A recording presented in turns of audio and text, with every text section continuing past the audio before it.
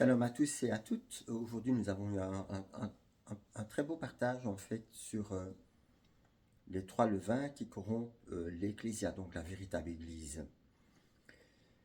Alors, nous allons voir en fait en quoi c'est le vin. Et tout le monde sait ce que signifie le levain. Le levain, c'est ce que l'on met dans la pâte et qui fait lever toute la farine. Et l'exemple qui nous est donné la parole de Dieu représente ce levain qui va affecter nos pensées et qui va avoir un impact sur le Saint des Saints, notre âme. Et nous allons voir de quelle façon ces levains nous emprisonnent en fait et nous dominent.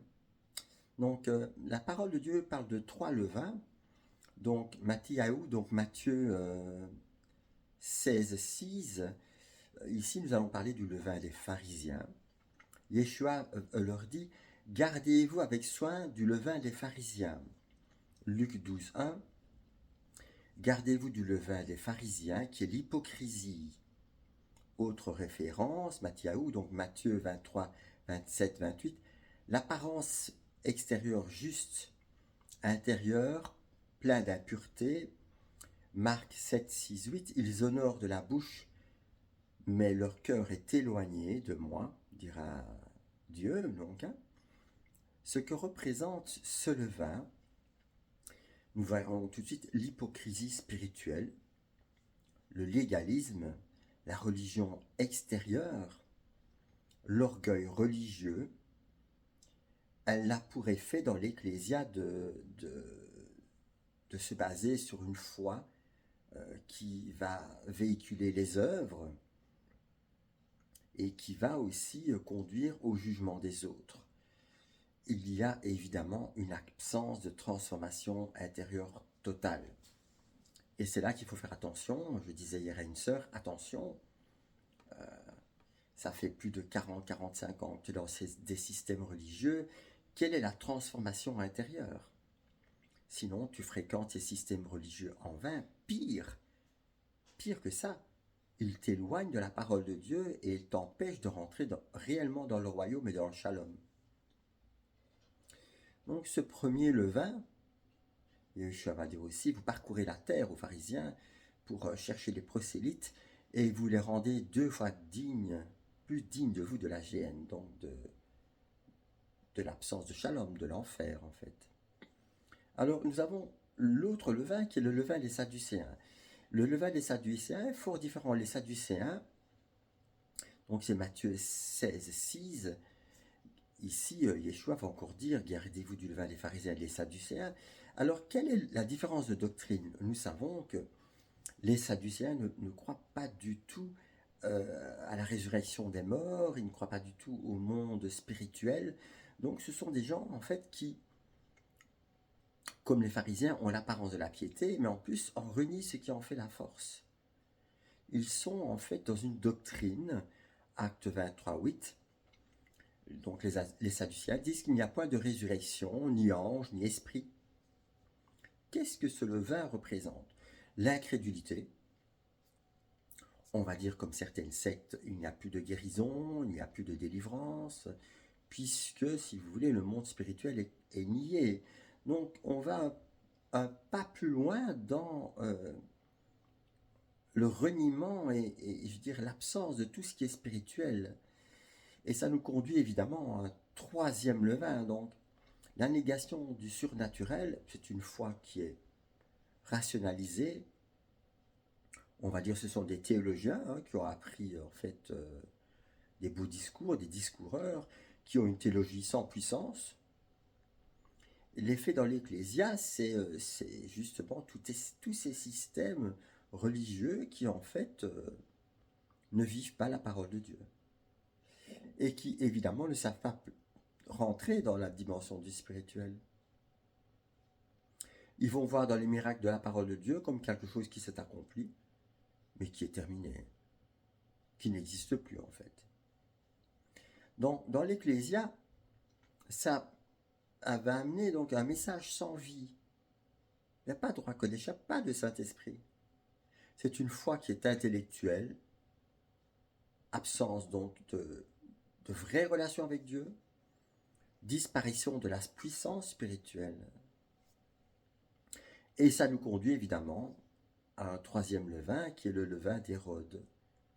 Hérode Antipas, texte principal, Marc 8,15.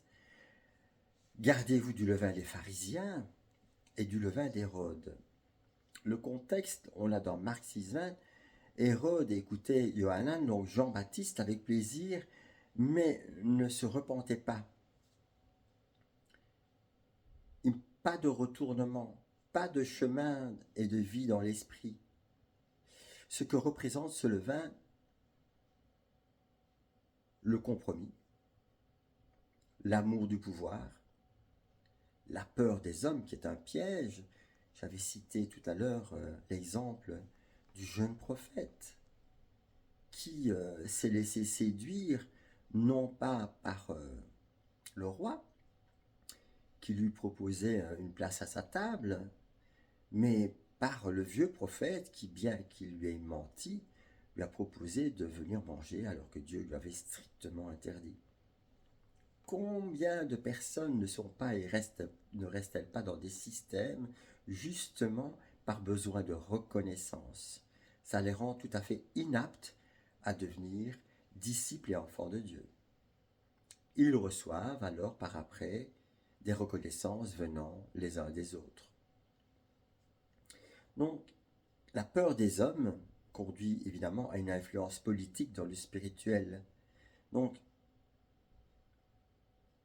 on l'a vu ici avec ce qui s'est passé avec toute cette période de Covid, combien tous ces religieux, qu'ils soient pharisiens, qu'ils soient sadducéens, qu'ils soient et qu'ils se nourrissent du levain d'Hérode, sont tombés dans ce panneau par la peur, avec compromis. Ils se sont même vantés de s'être fait injecter cette substance ARN qui a en fait modifié leur ADN.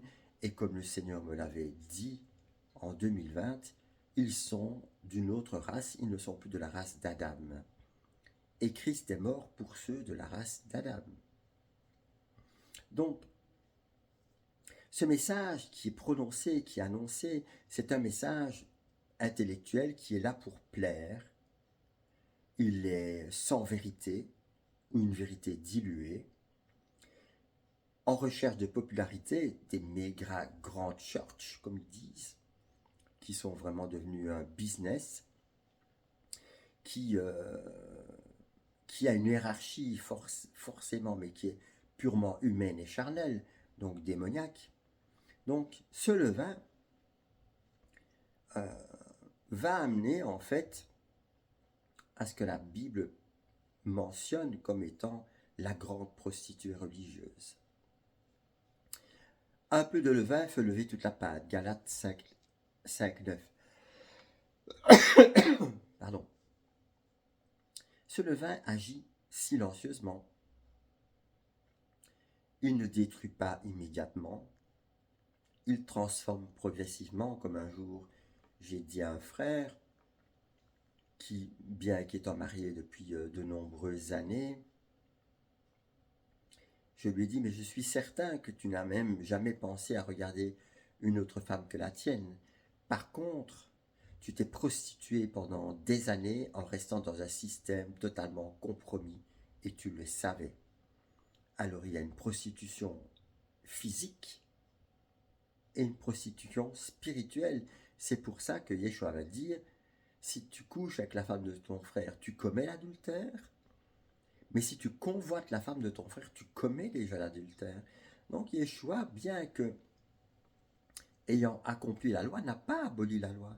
Mais il fait en sorte que cette loi, par grâce, vive à l'intérieur de nous, pour que nous puissions être semblables à lui. Ce levain transforme progressivement. C'est une synthèse, en fait, des pharisiens, la religion sans cœur, des sadducéens, une doctrine sans puissance, et d'Hérode, tous les compromis possibles avec le monde.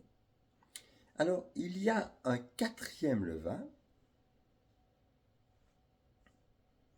et ce levain, c'est Matthieu 13, 33. Le royaume est comparé à du levain qu'une femme met dans la pâte jusqu'à ce que toute la pâte soit levée. L'expansion du royaume, le levain du royaume, elle va avoir une influence et forcément et transformer les trois parties de notre être avec un départ, un début, c'est que le vieil homme ou la vieille femme est morte, est mort. Sans mort, il n'y a pas de nouvelle naissance. Sortez du milieu de mon peuple, ne participez donc pas à leurs péchés, afin que quand Christ reviendra, il puisse vous dire, venez mes bien-aimés. Shalom à tous et à toutes, et que le Seigneur vous conduise à sortir de ces systèmes qui sont bannis par la parole de Dieu.